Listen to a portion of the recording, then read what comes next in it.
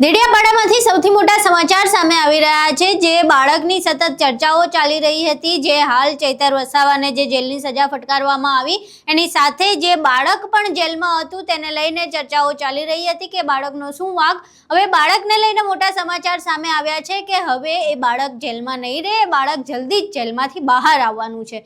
આખી ઘટના શું છે તેના વિશે વિગતે ચર્ચા કરીએ। નમસ્કાર, તમે જોઈ રહ્યા છો ચક્રવાત ન્યૂઝ, હું આપની સાથે હેમલ।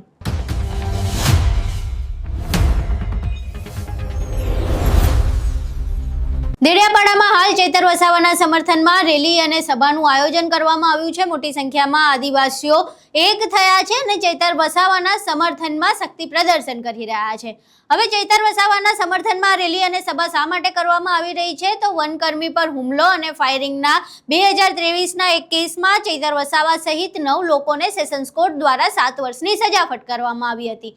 હવે જે 9 લોકોને સજા ફટકારવામાં આવી હતી એમાંથી એક મહિલા એવી હતી જેને 2023માં કોઈ બાળક નહોતું, પરંતુ હમણાં જ્યારે એને સજા ફટકારવામાં આવી ત્યારે 15 દિવસનું બાળક હતું જ્યારે એની ધરપકડ થઈ।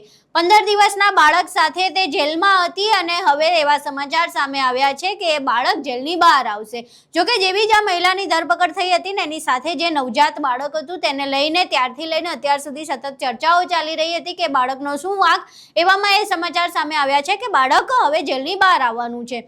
દેડિયાપાડામાં જે સભા ચાલી રહી છે એ સભામાંથી આમ આદમી પાર્ટીના નેતા મનોજ સોરઠિયાએ જાહેરાત કરી હતી કે જે 15 દિવસનું બાળક હતું, જે 15 દિવસનું બાળક જેની ધરપકડ થઈ હતી તે હવે જેલમાંથી બહાર આવવાનું છે। અહીં પહેલા મનોજ સોરઠિયાને સાંભળીએ। આજે આપ સૌને એક ખુશ ખબર આપવા છે। આટલી મોટી સંખ્યામાં આપ સૌ અહીંયા ઉપસ્થિત થયા એની સામે આજે 15 દિવસના બાળક સાથે જેલમાં બેઠેલા શકુંતલાબેનના જામીન મંજૂર થઈ ગયા છે। આપણી દીકરી જેલમાંથી બહાર આવવાની છે। સૌને ખૂબ ખૂબ અભિનંદન। આ તાકાત છે સંગઠનની। આભાર સૌનો।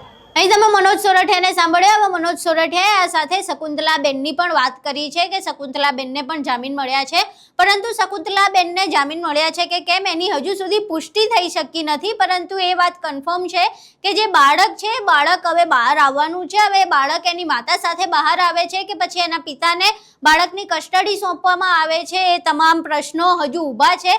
કારણ કે 15 દિવસનું બાળક હતું, જે પ્રમાણે કેટલાક દિવસોથી એવો જેલમાં છે, એટલે અઠવાડિયું ઉપર વધીને ગણીએ તો પણ 20-25 દિવસનું જે બાળક છે માતા વગર ન રહી શકે। એટલે એ વાત હજુ સુધી કન્ફર્મ નથી થઈ કે શું બાળક સાથે તેના માતાને પણ જામીન મળવાના છે કે બાળક ફક્ત એકલું બહાર આવવાનું છે। તે તમામ પ્રશ્નો હજુ ઊભા છે, પરંતુ એ નક્કી છે કે બાળક હવે જેલની બહાર આવવાનું છે। ક્યારે જેલમાંથી બહાર આવશે એ તમામ બાબતો હજુ ચર્ચાનો વિષય છે।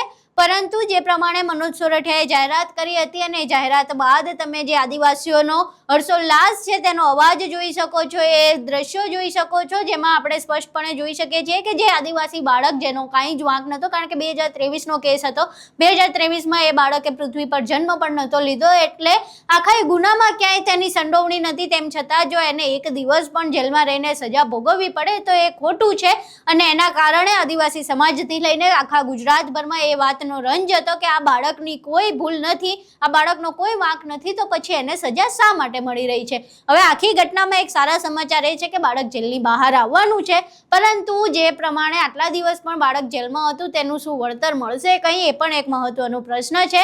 હવે બીજા પણ પ્રશ્નો છે કે જેલની બહાર એની માતા સાથે આવશે કે એકલું આવશે તો બાળકની કસ્ટડી કોને સોંપવામાં આવશે। તમામ પ્રશ્નો હાલ ઊભા છે અને આ તમામ પ્રશ્નો વિશે જ્યારે લીગલી કોઈ જવાબ સામે આવે, સત્તાવાર રીતે જ્યારે કોઈ જવાબ સામે આવે ત્યારે અમે તમારા સુધી પહોંચાડશું। હાલ એ સમાચાર સામે આવ્યા છે કે બાળક હાલ હવે જેલમાંથી બહાર આવવાનું છે।